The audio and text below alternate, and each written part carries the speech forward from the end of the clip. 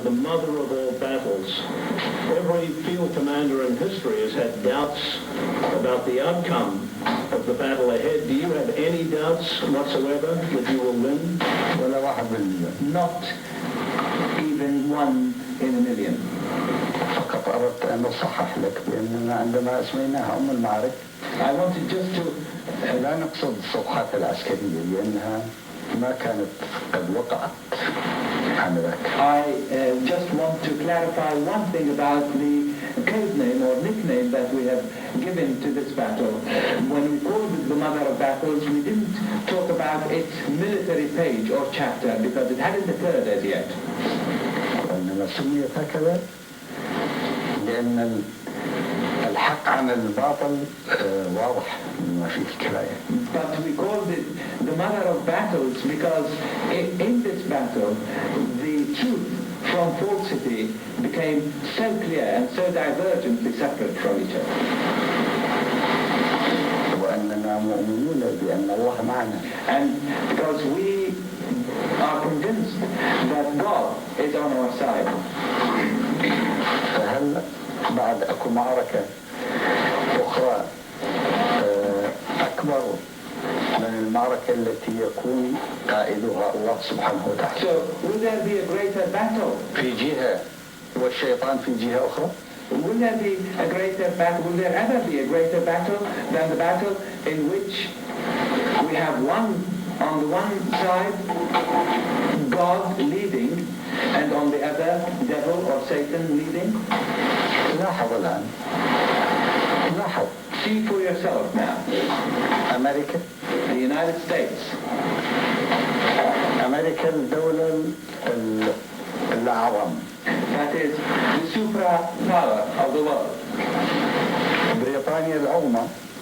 أنا أذكر الأسماء اللي أنتم تسمون بها هاي الدول. Yes, let's call it the mega superpower of the world, the United States, and then the other great powers, Britain.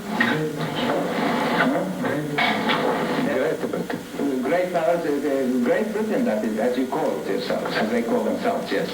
فرنسا الدولة الكبرى. France, the other great power. إذا كل دول السلاح الكبير مع كل دول الفلوس الوسخة. So all the powers of great weaponry combined or united with all the countries of dirty money على من تجمعت؟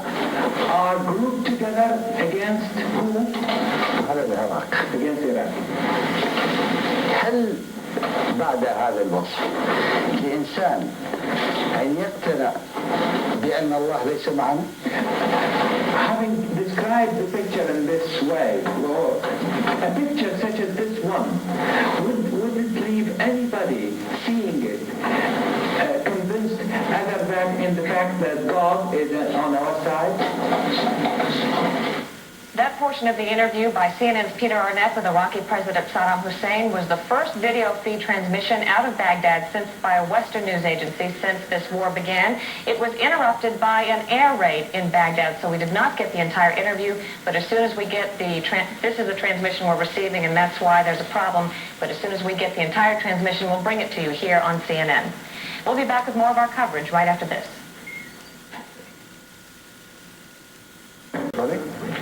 Thank you, Ralph. As we indicated, for the first time since the Gulf War began, we're able to bring you live sound and pictures from Iraq. But, as always, we remind you, even though the pictures are live, our reports are being monitored by Iraqi censors. Joining us live from Baghdad now is my colleague, CNN's Peter Arnett. Peter? Good morning, Bernie. In fact, it's 4 in the morning here in Bangkok, and in Bangkok, it's Baghdad, of course. It was 13 nights ago that the bombing of this city began. It seems much longer, Bernie. In my interview with President Saddam Hussein last night, he asserted that by targeting his capital city for most of the bombing campaign, the multinational forces have proved that they're really looking for him rather than restoring the government of Kuwait. I asked him if he had lost the first round of the air war, of the whole war, and he grinned back. He said victory and winning is winning, he said, not just one battle, but in gaining the pleasure of God. The Iraqi president said his people have won God's pleasure by confronting the infidel on the battlefield, and they were now prepared for war as never in their history, and he said they were pure in soul. This report, as with others I've been relaying to you over CNN satellite telephone, is subject to censorship by officials from the Ministry of Information. As this report deals with my interview from President Saddam, there were no deletions. I would point out that in the interview also, there were no ground rules at all. Fire at will, the president said. And when I was introduced to him, I asked him directly as I could questions that have been asked of me since I got here. Questions from my telephone talks with CNN anchors in Atlanta and in Washington. Will you use chemical weapons in the upcoming land war in Kuwait? I asked Saddam Hussein. He responded that Iraq will use weapons that will equate those used by the attackers. When I asked if the multinational decision not to use such weapons meant he would also not use chemical weapons, he said, I didn't say that. He added, we will use weapons to equate those used by the attackers. In response to follow-up questions, he expressed pride that Iraq had maintained its military balance, he said, by using only conventional weapons against the air and missile assaults. What about his missile assaults on Iraq and Saudi Arabia, I asked. Saddam Hussein said his Al-Hussein missile, which is a variation and an adaptation, in fact, of the Soviet Scud B missile, is capable of carrying nuclear, chemical, and biological warheads. Why had he used only conventional warheads, I asked him. That's because Iraq is remembering, he says, the values of his predecessors, of the country's predecessors. Would he ever use unconventional weapons in the war, in this war? Saddam Hussein told me, we pray that not a lot of blood will be used or will be shed from any nation. We pray that we shall not be forced in taking a forced measure. I dwelled at length on that subject with him because chemical weapons use is a major concern in this particular area, in this region. Also worrisome is the pollution fallout from this war. I asked President Saddam Hussein if Iraq had deliberately contributed to the growing oil spill in the Gulf waters off Kuwait, as U.S. officials had asserted. He told me that the United States first used the oil weapon by attacking Iraqi tankers and also by targeting oil installations on land. He said they showed no concern for the environment. Therefore, he said, his field commanders used oil, if they used oil in the framework of self-defense, such as filling in trenches on land and burning them, or using other methods. If they did this, his field commanders' actions would be justified. He added that if Iraq indeed did use oil for self-defense, even in the sea, this action would be justified for those same reasons. Was there any diplomatic avenue still open, I asked him, to end hostilities? He replied that it was up to President Bush to handle this particular aspect, up to President Bush to advance in this area because he had refused Iraqi peace initiatives during the negotiations that failed preceding the war. Saddam Hussein dwelled at some length on people power, saying that anti-war demonstrations in the United States, in Asia, and in Europe had the potential to force governments to change their policies in the Gulf War. He had a message for the protesters. He said, I wish the Americans well. He said he prayed that none of their sons will die. He said that all the people in Iraq are grateful to noble souls in America demonstrating against the war and to those similarly demonstrating in Europe and in Asia. Saddam Hussein has not changed his position on Kuwait as far as the interview I had with him went. In no circumstances, he said, will we ever relinquish one part of Iraq, making clear Iraq is firmly I'm making clear Kuwait is firmly his 19th province. He talked lengthily about the upcoming war, which he had described as the mother of all battles. How long will it take, I asked. He answered that only God knows. He said that the courage of his fighting men will win the admiration of the world. He predicted that lots of blood will be shed, blood on every side, American, French, Saudi, and Iraqi blood. I asked if he had any doubts about winning the war. He responded quickly and confidently, not even 1 in a million, Bernie. Well, Peter, of course, based on that interview you did with President Saddam, everyone around the world has been sifting the words of Saddam Hussein. Let's go back to that section of the interview which dealt with the threat implied of use of unconventional weapons. This is the segment of that interview. You have unconventional weapons at the battlefront, it is reported. Chemical weapons. Will you use chemical weapons in a land war in Kuwait? أنتم لديكم أسلحة تقليدية في الجبهة، ولديكم unconventional يعني أسلحة غير تقليدية مثل الأسلحة الكيميائية. إذا ما حدثت المعركة البرية هل ستستخدمون أسلحة كيميائية؟ نحن سنستخدم الأسلحة التي تكافئ الأسلحة التي يستخدمها عدونا علينا. We shall use the weapons that will be equitable to the weapons used against us by our enemy. وأعتقد أنه أنتم الآن جربتونا أنه كل الكلام اللي سبق أن قلناه الآن طبقنا. And I think we have shown to you by now how true we are to our word. You've tried this. We have implemented every word we have said. But the multinational forces have said they would not use chemical weapons against you. Does that mean that if they don't use them, you don't use them? ولكن القوى المتحالفة قالت الآن أنها لن تستخدم الأسلحة الكيميائية ضدكم. هل هذا يعني أنه إذا هم لم يستخدموا الأسلحة الكيميائية أنهم لم يستخدموها، هل أنتم لا تستخدموها؟ أنا قلت بأننا سنستخدم الأسلحة التي تكافئ الأسلحة التي تستخدم ضدنا. وفي كل الأحوال لن نعطي العراق. What I said was that we shall use the weapons that shall equate the weapons that are used against أنا ما قلت بالكويت. Equate, equate. We shall use the weapons that shall equate, that shall be equitable to the weapons used against us. But in any case, and under any circumstance, we shall never relinquish Iraq. Peter, there are so many questions to ask you, my friend. One of them that's topic A now is the whole matter of Iraq flying its most prized warplanes to Iran. Have you been able since this interview to find out any more about Baghdad's rationale and Tehran's receptivity? Not at all, Bernie. In fact, we haven't been out of the hotel today. We're at the Al Rashid. We had no trips. We were setting up this particular satellite uplink.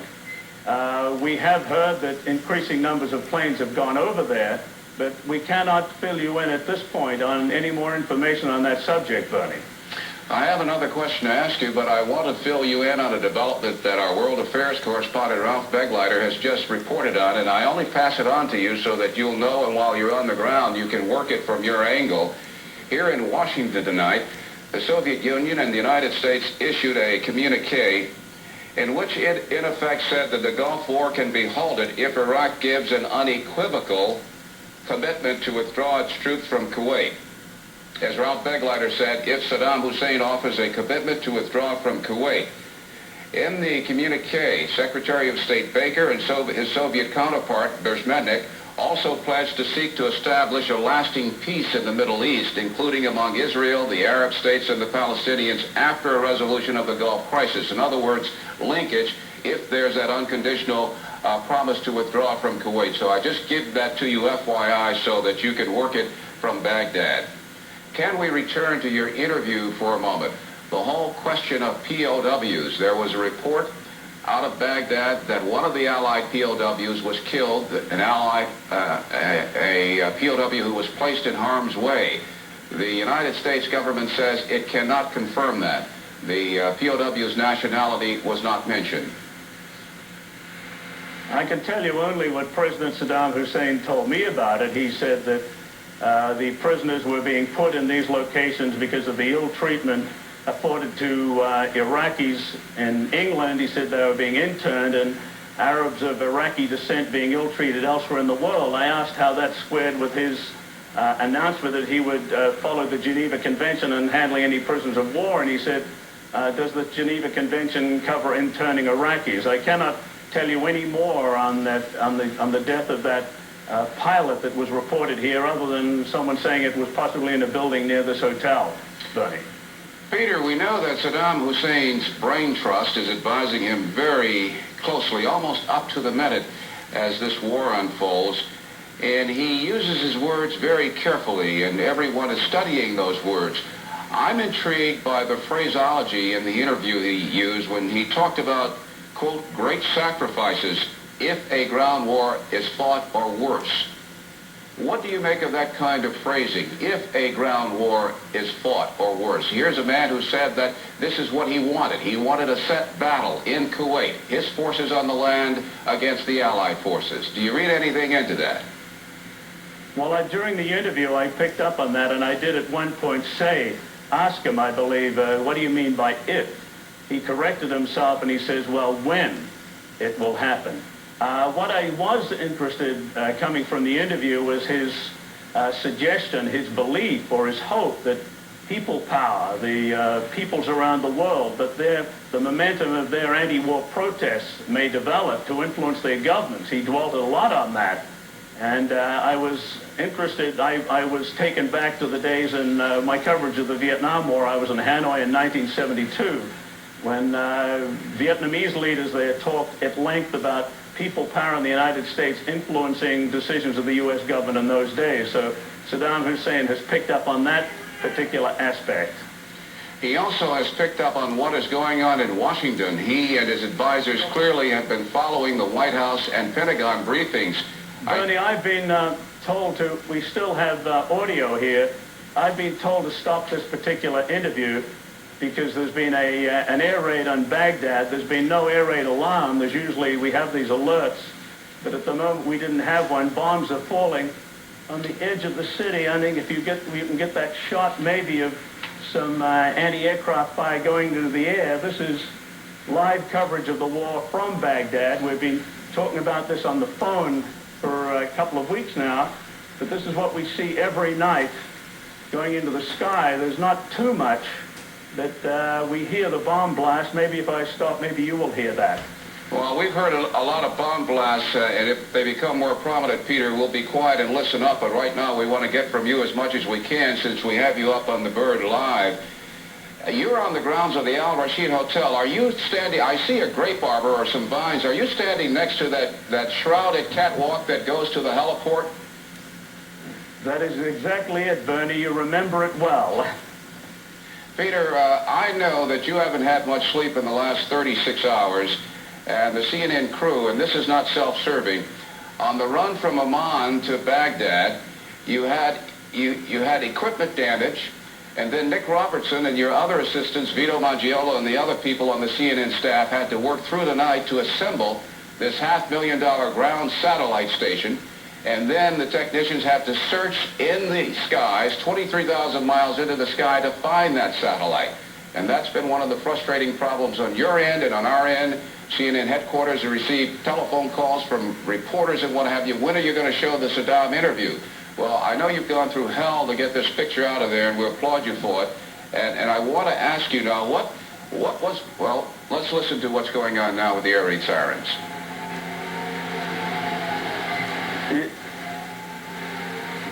Go ahead, Peter, we can hear you. The alarm, this is the air raid alert. They're very familiar here. There have been two earlier this evening, well, two in the last 8 hours. This is pretty much typical of an evening in Baghdad. And we listen to this inside the hotel on a regular basis. I can't talk too much about it because the officials are here. So if we can go on to some other subjects, I'll stop talking about the air raid now. Bernie. Okay. I know you're being asked not to talk about specifics, but based on my experience there, it's clear that the AAA, the anti-aircraft artillery fire we're watching now, is farther away from you than it was closer to the hotel when we were there in the opening hours of this war. I wonder if you could ask me that question again, Bernie. Well, I was going to ask you about Saddam Hussein's ear very close to what's happening here in Washington. For the last 2 days, there's been talk about whether or not the Allies have been targeting Saddam Hussein, and very vehemently from the White House, and especially from the Pentagon, the word was no, we don't target leaders. And I heard at the top of your report, you quoted President Saddam Hussein as Hussein is saying that clearly the forces have proved they are looking for me. Well, I guess I probably meant to say they're looking for him in the sense that they're targeting Iraq. as a target rather than Kuwait. They came to Baghdad. He suggested, he was smiling and saying they basically, in a conversation earlier, he was saying, well, I'm here, even though it was a sort of a remote place, and he was smiling. And he did indicate, he suggested to me that all this emphasis on Baghdad, which you are hearing right now, this has been going on for, as I say, the 13th night of the war. There's a lot of concentration here, and he was saying that why isn't all this activity in Kuwait? Isn't that where the war's about? Aren't they trying to push me out of Kuwait? Why are they spending so much time in the Baghdad area, Bernie? Peter Arnett, I should tell you that our colleague Bill Moyers has been watching and listening for the past few minutes. He's in our New York bureau, and there was a time in Mr. Moyers' life when he was in the White House and the war was Vietnam. Bill, come in, please. Bernard, let me say to both you and Peter that as an American and as a fellow journalist, I've been very proud of you and you two and of John Holloman. You've been a great credit to our craft, staying there, keeping your eyes and ears opening and working under most difficult circumstances.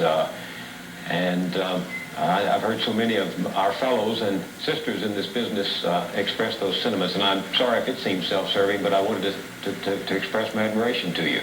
Well, thank you, Bill. It's appreciated. Peter? Yes, Bernie, I'm with you. What else can you tell us about this man whom you were taken to in the most circuitous of manners? In October, when we interviewed him, we were taken directly to a house and we waited, but you had to go on a midnight ride. I really can't tell you too much about it, Bernie. I've been asked not to mention the locale or really the circumstances under which we met. This is a man who is obviously concerned about his security, and they asked me not to talk about the procedures that they followed in preparing me for the interview and getting me there. I can tell you that when he walked into this room, he was impeccable. He had a small Sidara, an Iraqi cap on his head. He wore a top coat.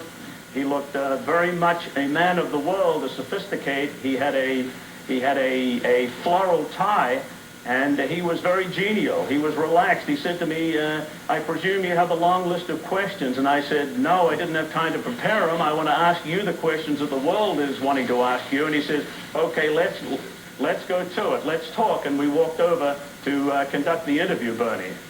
And it's clear that he intended to wear civilian clothes to project to the world a certain image rather than wear his olive drab military outfit. Peter, can you hear me? I asked him, I said, I expected to see you in military gear, and he sort of smiled at me and didn't respond. Peter, this is Bill Moyers. Can you hear me? I can hear you, Bill. As you may know, the Soviet Union and the U.S. In a joint statement today said that a ceasefire is possible in the Gulf if Saddam Hussein offers a commitment to withdraw from Kuwait. And that's a change in the United States policy, because heretofore President Bush has said no talks until after Saddam has pulled out of Kuwait. This is a change.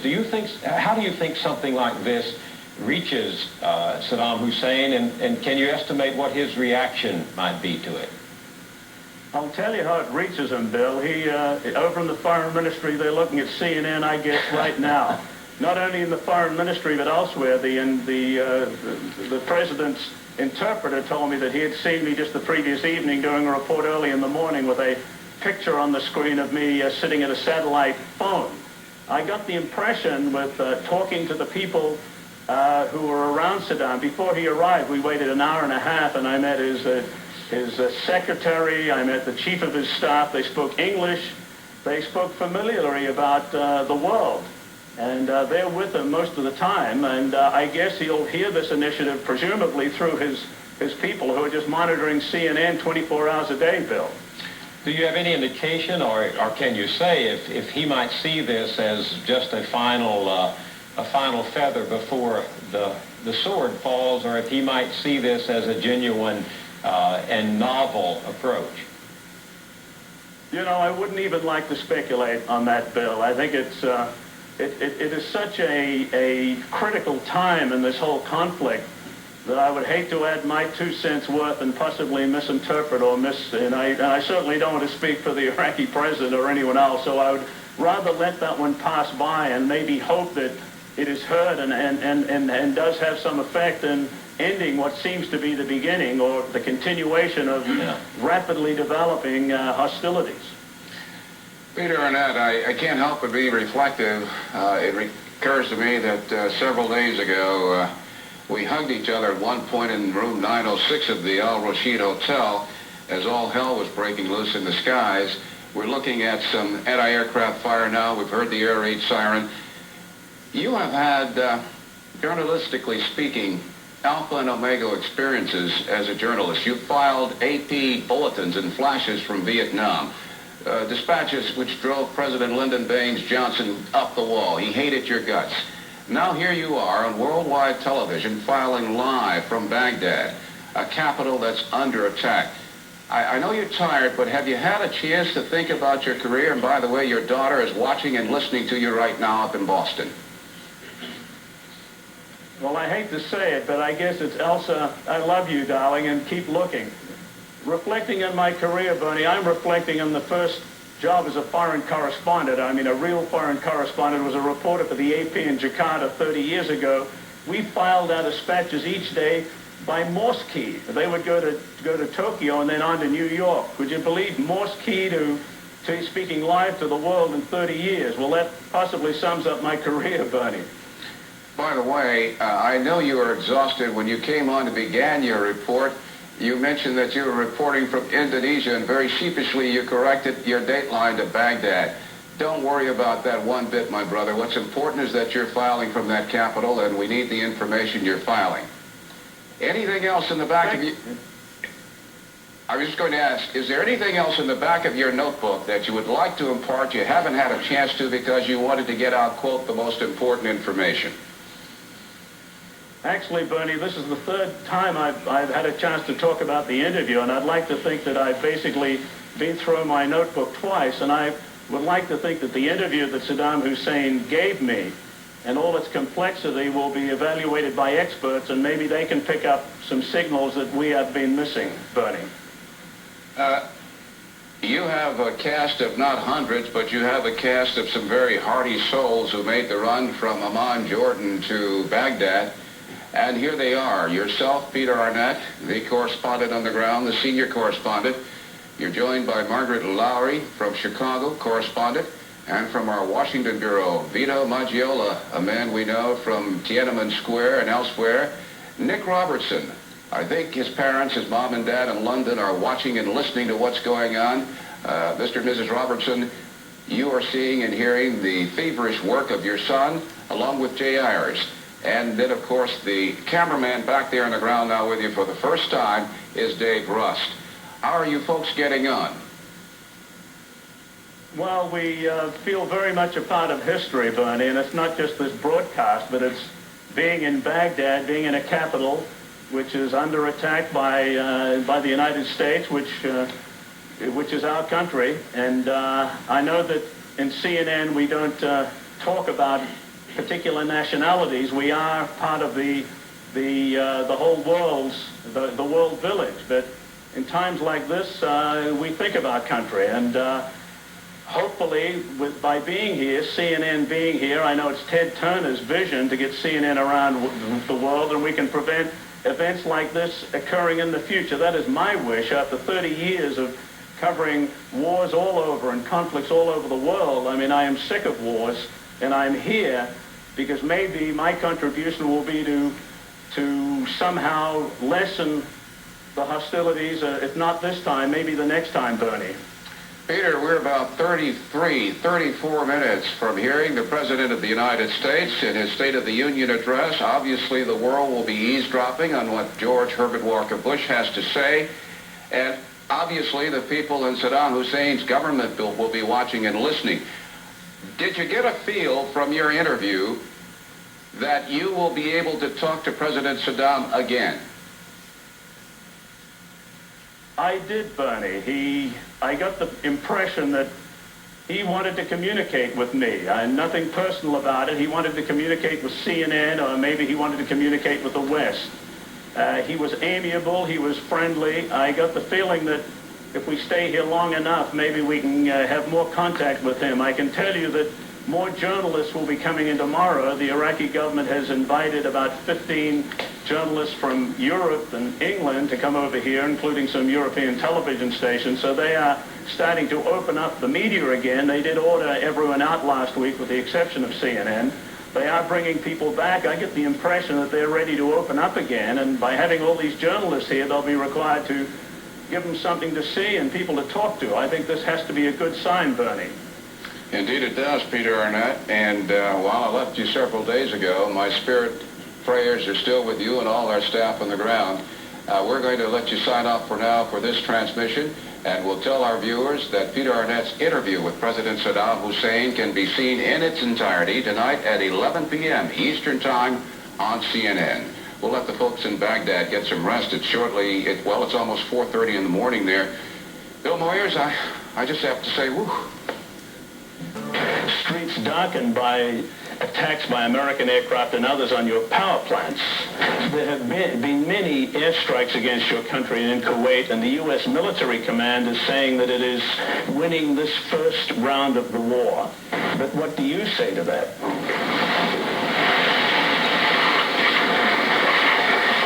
نحن نقول بأن الضياء يبزغ من الظلام. What we say is that light comes through the dark, penetrates the dark. كلما توقعت الإدارة الأمريكية أنها ملأت بغداد بالظلام. As much as whenever the American administration expects that it is filling Baghdad or covering Baghdad with darkness, فستواجه الضياء الذي في صدور الشعب العراقي. then the American administration will face the light that exists, that fills the breasts of the Iraqi people. المستند على يقين عميق وإيمان كبير بالله الواحد الأحد. The light which is based on deep conviction in God, the one and only. المهم عندنا هو أن الظلام الذي تريده الإدارة الأمريكية ليتسرب إلى العقول وإلى القلوب وإلى الضمائر لا مكان له في العراق. What is important to us is that the darkness which the American administration wants to see penetrate to the brains, to the minds, to the hearts, to the conscience of the people is a darkness that has no place in the people, amongst the people of Iraq. وأنت ترى بأن And you know, you see yourself, أن الصورة على غير ما كانوا يتحدثون عنها قبل أن يبدأوا العدوان العسكري. that the picture now is different from what they were talking about before they launched, they perpetrated their aggression, their military aggression. مع سؤالكم في أن But as regards your question, الناس في الإدارة الأمريكية أو which is that the people of the الاختصاصيين الذين يعاونوها يقولون بأنهم يربحوا الجولة الأولى، فنترك تقدير هذا للشعب الأمريكي، لأنه ثابت أن الشعب الأمريكي يقينا أنه لم ينسى الكلام الذي سمعه قبل 10 أيام أو 11 يوم من الآن. As to what you stated, which with regard to the statements being made by American experts or commanders saying that the American administration is winning this first round, then we should leave this to the American people themselves, because the American people will not have forgotten what was being said only 10 days ago. إذا نترك تقديره للشعب الأمريكي والشعوب الحرة في كل العالم. So let us leave the assessment of that to the people of the United States and to the free peoples of the world. ولكم أيضا. And to you too. هل فعلا أنهم ربحوا الجولة الأولى؟ Have they really won the first round? أم أن العار قد لحقهم منذ اتخذوا؟ Or have they in fact all they have reaped is shame from the very moment they decided to launch their aggression? نحن نرى بأنهم هزموا مجرد أن وقعوا قرار الحرب. What we see is that they were defeated They were dealt a defeat the moment they signed the decision to launch the aggression. لأنهم وقعوا على قرار باطل. Because they have signed a wrong, an unjust decision. وجاءت الأيام والأسابيع اللاحقة. And the days have come now, and the weeks will come. نحن الآن في الأسبوع الثاني. We are now in the second week of the conflict. ولتأتي المفردات اليومية لتنبئ كم هم هزموا. And the details, the daily details of the developments will come to show how much of a defeat they have been dealt. لأن الهزيمة ليس والربح ليس أنك تربح معركة عسكرية أو تخسر. Because victory and winning is not just in winning one particular or single battle or losing that one. وإنما تكسب رضا الله الواحد الأحد أولا. Victory and winning. وتربح قلوب الناس. In gaining the satisfaction, the pleasure of God, the one and only, and in winning the hearts of the people. First, gaining the satisfaction of God, the one and only, and secondly, winning the hearts of the people. فكسبوا رضا الله وهل ربحوا قلوب الناس في قراراتهم. Pleasure of God, the blessings of God, and have they gained or won the hearts of the people? هذا هو المقياس. This is the criteria لدينا على الأقل. which we adopt, we at least adopt. Sir, you fought Iraq. The Iran-Iraq war lasted 8 long years. I have been told by people who have been here and who live here that in all that time, your country was not affected as badly as it is now. The power is down, water supplies are scarce.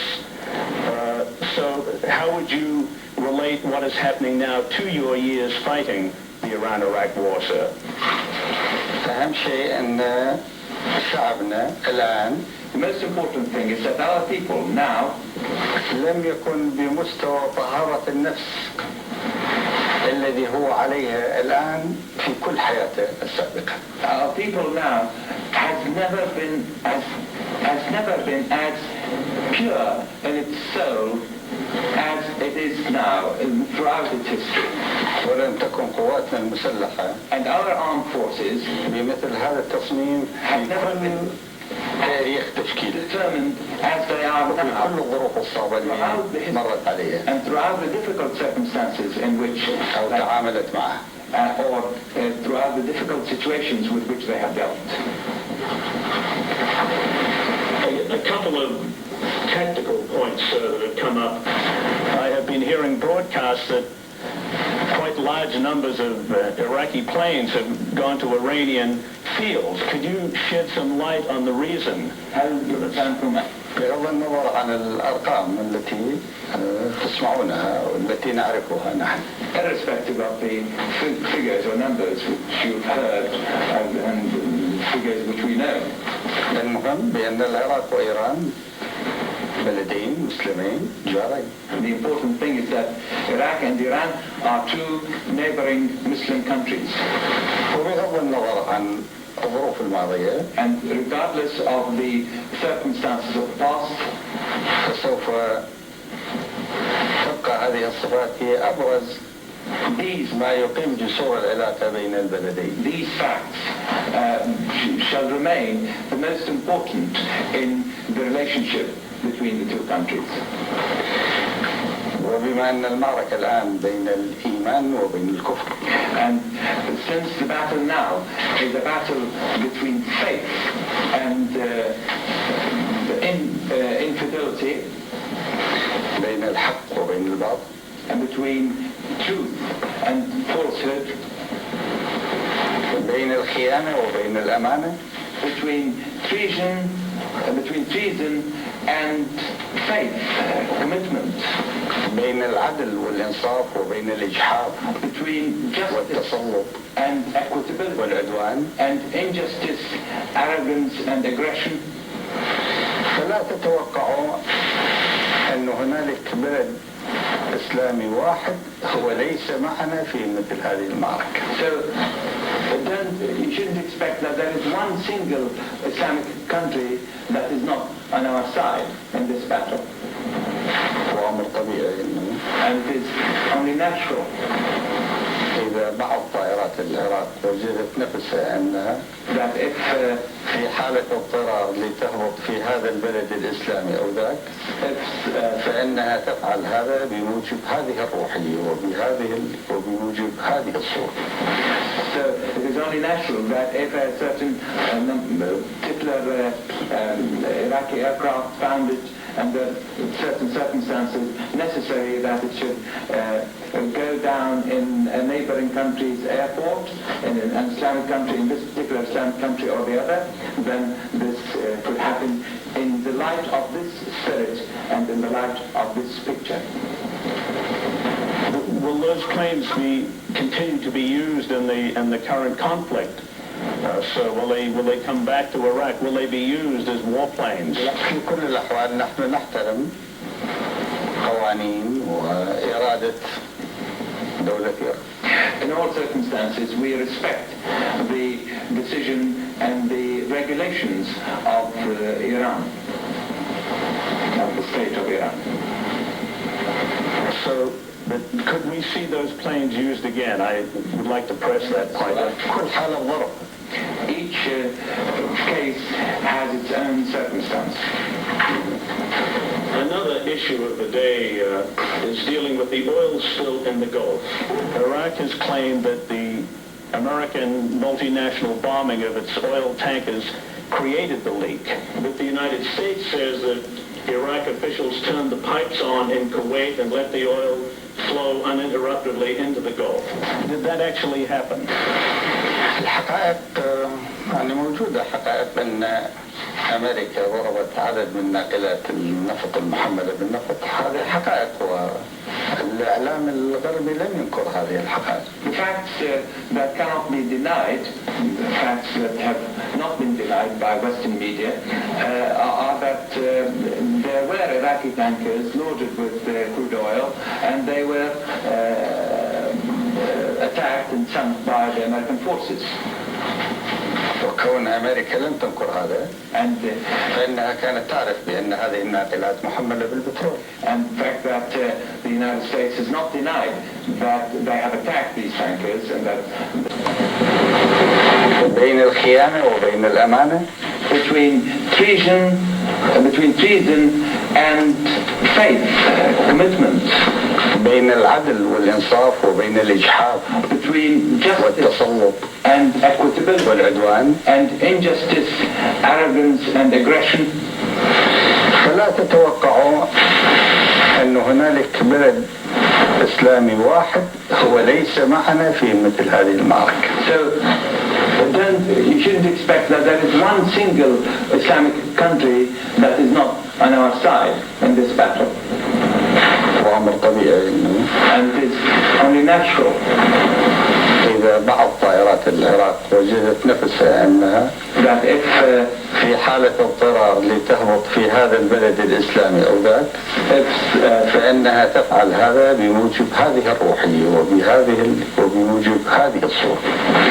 So it is only natural that if a certain particular Iraqi aircraft found it under certain circumstances necessary that it should go down in a neighboring country's airport, in an Islamic country, in this particular Islamic country or the other, then this could happen in the light of this spirit and in the light of this picture. Will those planes continue to be used in the current conflict? So will they come back to Iraq? Will they be used as warplanes? في كل الأحوال نحن نحترم قوانين وإرادة دولة إيران. In all circumstances, we respect the decision and the regulations of Iran, of the state of Iran. So, but could we see those planes used again? I would like to press that point. كل حالة ظرف. Each case has its own circumstance. Another issue of the day is dealing with the oil spill in the Gulf. Iraq has claimed that the American multinational bombing of its oil tankers created the leak. But the United States says that Iraq officials turned the pipes on in Kuwait and let the oil flow uninterruptedly into the Gulf. Did that actually happen? الحقائق يعني موجودة حقائق أن أمريكا ضربت عدد من ناقلات النفط المحملة بالنفط. هذه حقائق والإعلام الغربي لم ينكر هذه الحقائق. The facts that cannot be denied, the facts that have not been denied by Western media, are that there were Iraqi tankers loaded with crude oil, and they were attacked and sunk by the American forces. وكون أمريكا لم تنكر هذا فإنها كانت تعرف بأن هذه الناقلات محملة بالبترول. And the fact that the United States has not denied that they have attacked these tankers and that they knew these tankers were loaded with oil. وإلى جانب هذه أن أمريكا ضربت بعض المنشآت البترولية أيضا هي حقائق وأيضا أمريكا لم تنكر. Fact, in addition to this fact, there is the other fact, which is that the United States Armed Forces have attacked oil installations, which they themselves have not denied having done. إذن فإن الولايات المتحدة الأمريكية ليست حريصة على عدم تسرب البترول في هذا المكان أو ذاك. So this shows that the United States is not really keen not to see an oil spill go into this place or that place in the actual place. سواء في البر whether on land أو سواء في البحر or at sea. وسواء كانت الآثار السلبية على البيئة في البحر أو على الأماكن الأخرى. Regardless of the negative impact that this may have on the environment, whether it is at sea or in other places. وعندما تفعل هذا هي غير مضطرة لأن تقوم بهذا. And when the United States takes such action, the United States takes this action without being forced to do it. أي لا تستطيع أن تدعي الإدارة الأمريكية أنها تقوم بهذا ضمن إطار الاضطرار وضمن حالة حق الدفاع الشرعي عن النفس الملجئة إلى ذلك. In other words, the United States cannot claim that it is taking these actions of necessity or within the framework of legitimate self-defense, which they have to which they are forced. لذلك إذا ما تصرف القادة الميدانيين So if the field commanders were to conduct themselves, العسكريين the military commanders, في استخدام مادة البترول ضمن واجبات حق الدفاع الشرعي عن النفس والدفاع عن البلد, if military commanders were to use oil in a manner that comes within the framework of legitimate self-defense and the legitimate defense of the country to which they belong, في هذا المكان أو ذاك, in this particular place or in another, كان بصيغة الخنادق التي تملأ بالزيت وتشعل, be it in the form of trenches filled with oil and then burnt, أو بصيغة أخرى, or in any other form, فإن عذرهم معهم. then such commanders will have a justification for taking such action. إذن هذه هي الصورة الآن الموجودة في the picture that exists now in the Gulf. Are you saying that the pipes were not opened and oil freely put into the Gulf, maybe as a military maneuver? أنا لم أقل هذا. No, I haven't said this. أنا قلت أن أمريكا استخدمت البترول وهي غير مضطرة لذلك. What I've said is that the United States has used this oil in a manner which was unnecessary. وأن الحقائق التي لا يمكن إنكارها أن أمريكا ضربت ناقلات بترول مملوءة بالزيت. And the undeniable facts remain that the United States... وهي تعرف أنها ممتلئة بالزيت وتعرف أن هذا الزيت عندما يسيح على المياه يسبب ما يسبب من أضرار. And the undeniable facts remain that the United States attacked tankers which were loaded with oil. And the United States knew that those tankers were loaded with oil and knew that once those tankers were attacked, then they would cause an oil spill which would in turn cause environmental damage. وأن هذه الناقلات عندما ضربت كانت في المياه الإقليمية العراقية. And then the fact is that when those tankers were attacked, they were in Iraqi territorial waters. وأن أمريكا ضربت أيضا أنابيب النفط وأعلنت عن هذا. And that the fact also is that the United States did attack oil pipelines and has made public this fact. على منصات التحميل. They attacked the platform, the loading platform.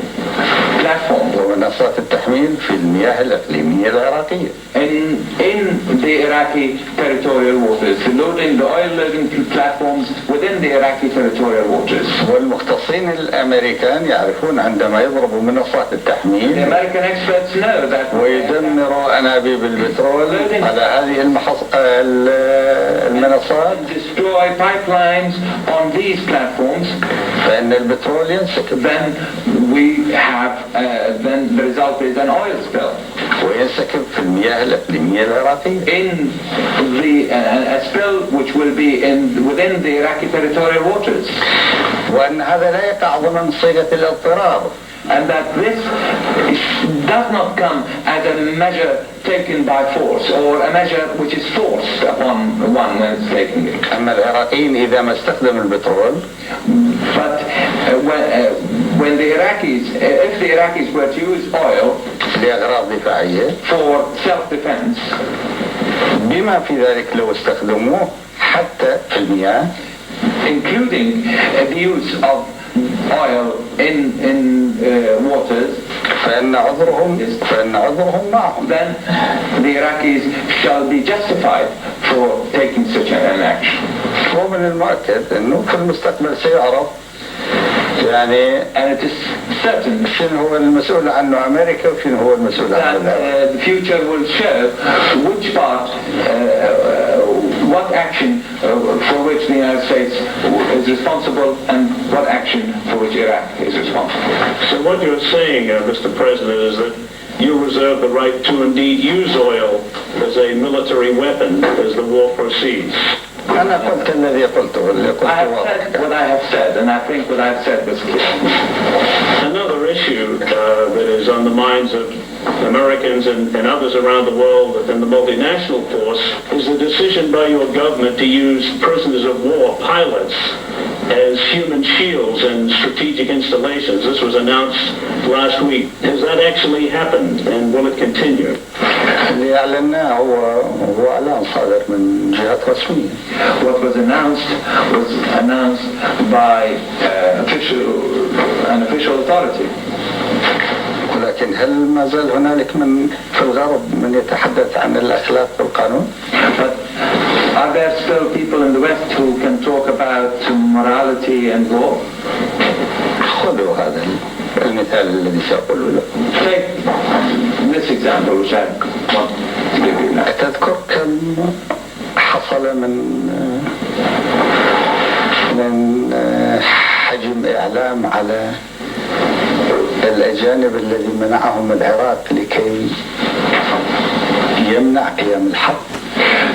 Do you remember the great propaganda that was made over the issue of the foreigners who were prevented from travel by Iraq in an attempt to prevent the outbreak of war?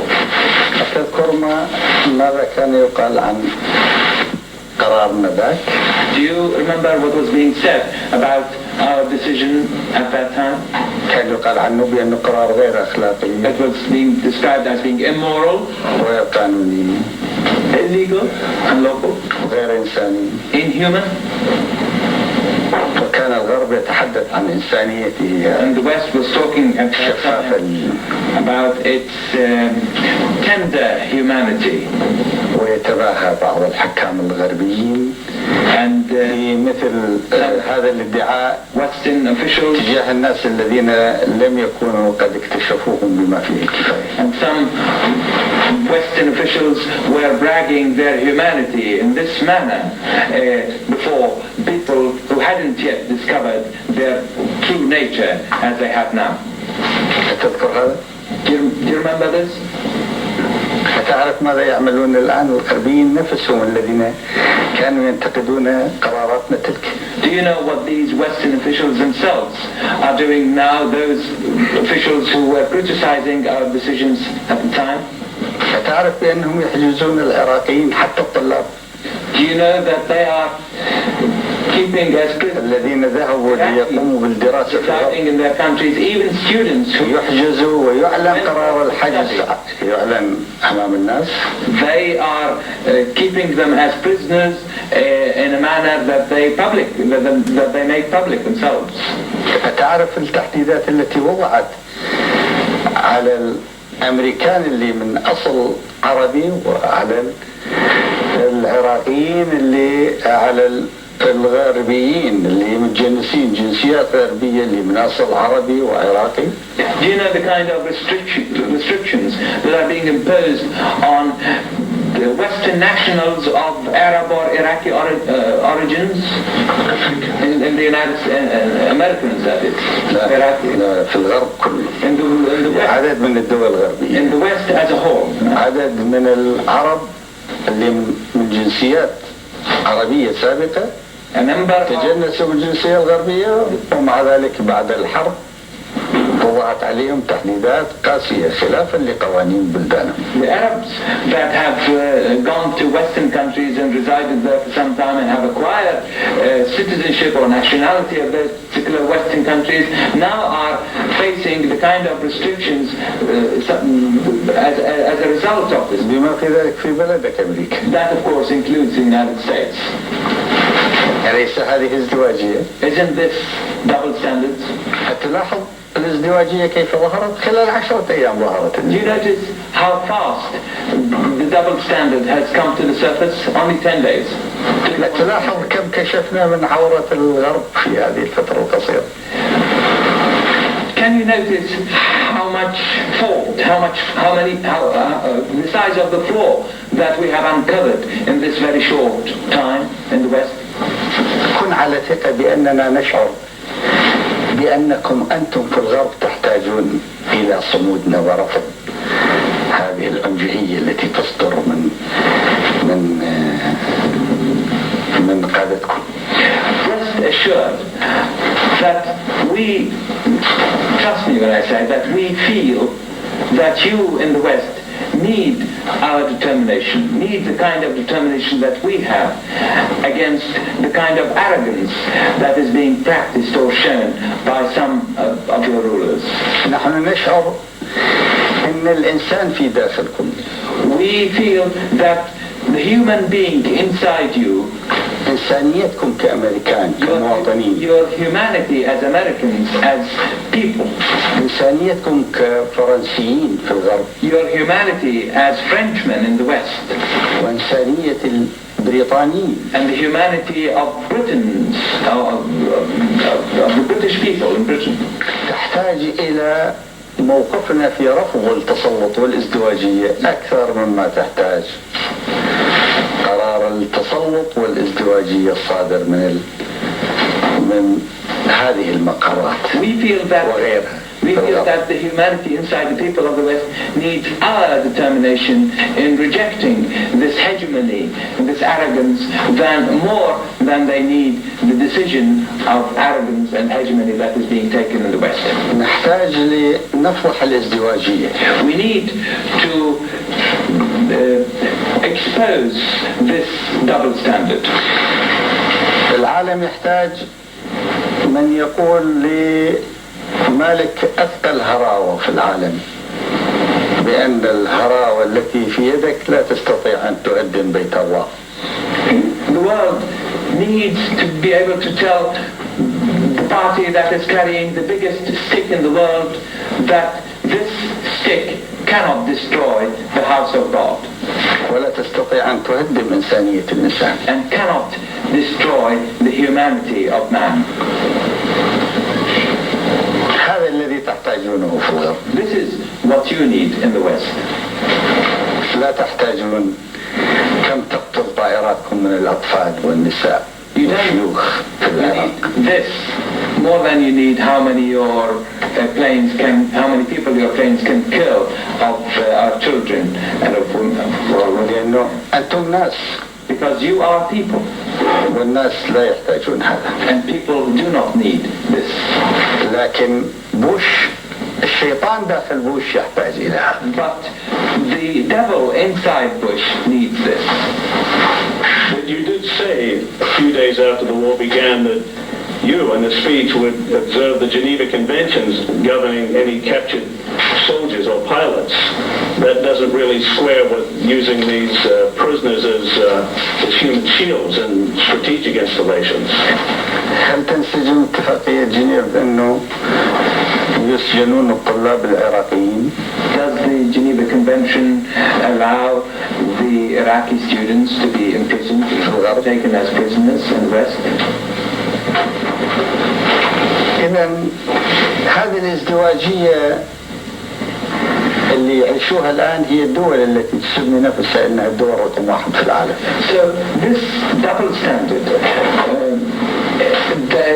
that is common now in those countries, it is common in the countries that describe themselves as the first world.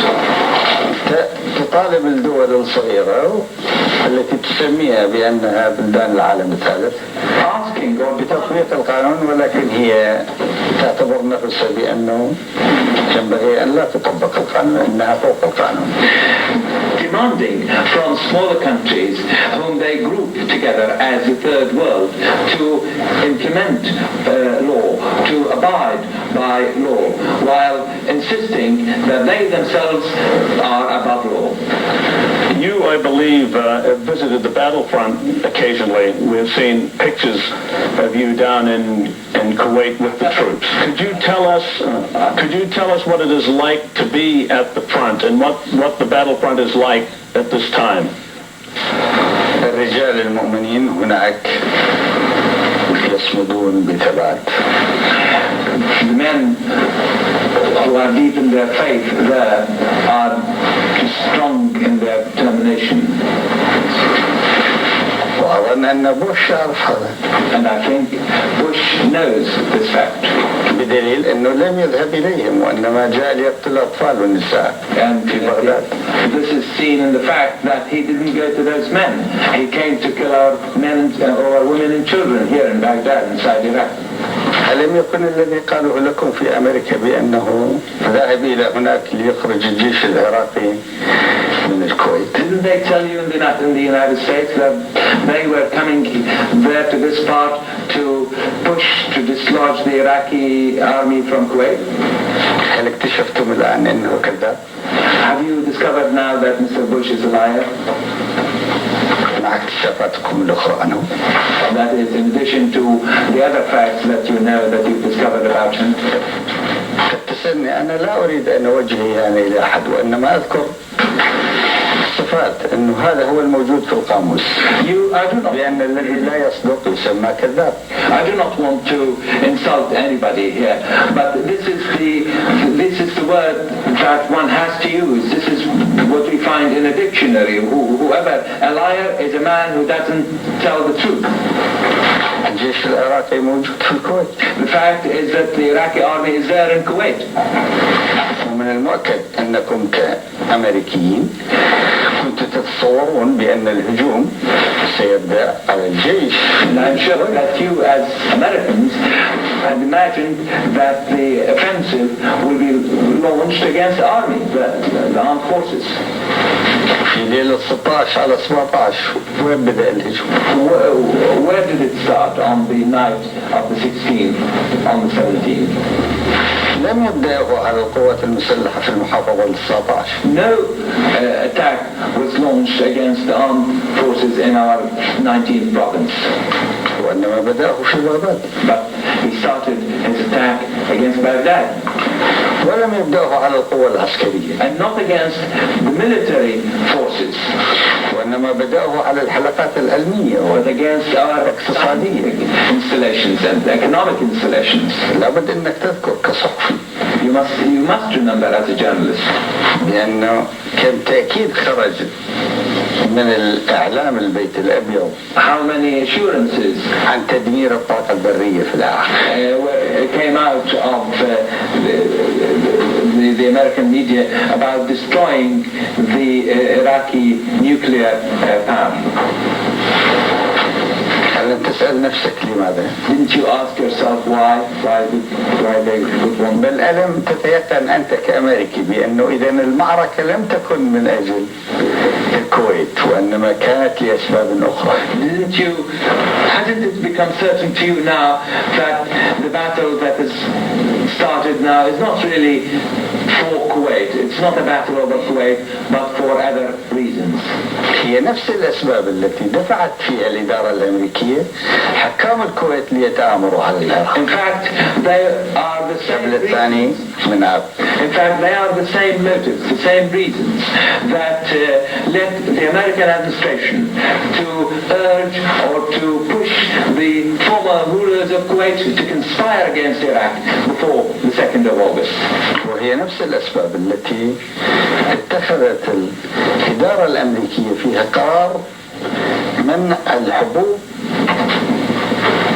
والغذاء ليأتي إلى العراق قبل 5 أشهر من أحداث الثاني من عام. There are also the same reasons that upon which the U.S. administration prevented the sale of grains and of milk to Iraq 5 months prior to the events of the 2nd of August.